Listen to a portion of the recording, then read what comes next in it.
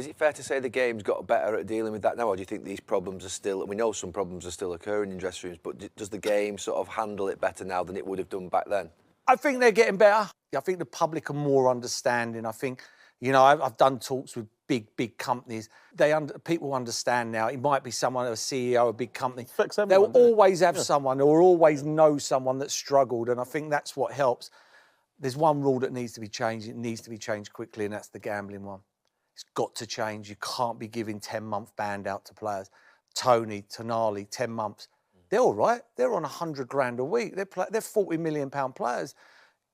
A kid who's playing in League Two, who's got a little kid, he's playing in League Two where they play for the love of the money. They're not playing for 1,400 grand a week. All of a sudden, they bought a house, and they buy a house. All of a sudden, the mortgage rate goes up. They're not getting another contract. You know, the club ain't going to go, oh, wait there a minute, we'll give you another 15 grand a week or whatever. All of a sudden, the natural instinct for a compulsive gambler is to gamble. I'm going to win this. I'll win my mortgage money. I'll win it. You lose it. You lose. Keeps on getting lower and lower. Can't go to the FA now. If you go to the FA now and go, you know, if you're a League Two player, you go to the FA and go, God, I'm struggling with gambling here. You know, I've been betting on football matches, 10-month ban. You're finished. That club's not going to keep you. You know, they can't afford to. And it's got to change. PFA, do they help? PFA must be... They might help, but it'll be a 10-month ban. The fear will be that they'll get a ban. If they get a ban, that club will have to let them go because they haven't got the money. And that's where the FA have to change this rule for the people below. Not for the players now on 200 grand a week, because you're not going to get rid of Tonali and Tony because they're a 40, 50, 60, 80 million pound player. So for me, I think it's so important they change that rule, you know, and accept that this is a bad addiction. It's a bad illness, gambling. You know, I hear people go at me, oh, show a bit of willpower when I used to gamble. Show a bit of willpower. Willpower. Next time you get diarrhea, try and stop that with willpower. Jesus mercy. You can't.